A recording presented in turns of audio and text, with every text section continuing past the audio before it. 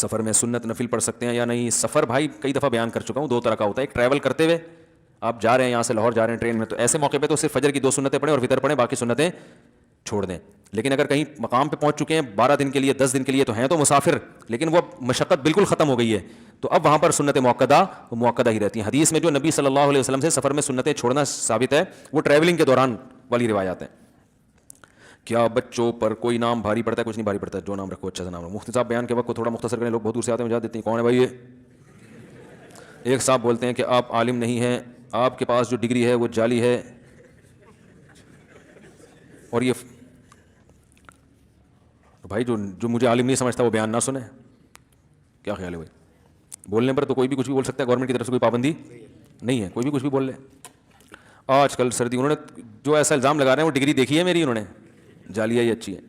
آج کل سردی کے موسم میں اگر غسل فرض ہو جائے تو گیزر کی سہولت بھی نہیں ہے، تو پھر کیا کریں؟ غسل کریں. نماز چھوڑنے کی اجازت نہیں ہے، رات کو پانی گرم کریں چولہے پہ تمیز سے اور نہائیں. فرض نماز چھوڑنے کی اجازت کسی قیمت پہ نہیں ہے. کچھ عرصے بعد میری شادی ہے، میں اگر آپ کو ولیمے میں دعوت دوں تو آپ تشریف لائیں گے؟ نہیں، ٹائم شارٹ ہے بھائی، ٹائم شارٹ چل رہا ہے مارکیٹ میں. اب میں دعوت میں جا کے نا پھر اتنا اپنے آپ کو برا بھلا کہتا ہوں، رات کو دیر سے کھانا، پھر دیر سے نیند، پھر بدعزمی، پھر ساری صبح کی ترتیب.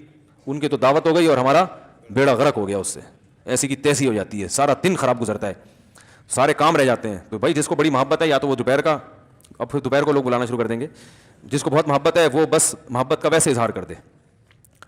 ہاں بعض دفعہ لوگ نکاح پڑھانا چاہتے ہیں مجھ سے، تو اس کا ہم جو ہے نا، وہ بہت سارے لوگ ہیں جو نکاح پڑھوانا چاہتے ہیں، تو نکاح پڑھوانے میں تو کوئی ٹائم لگتا نہیں.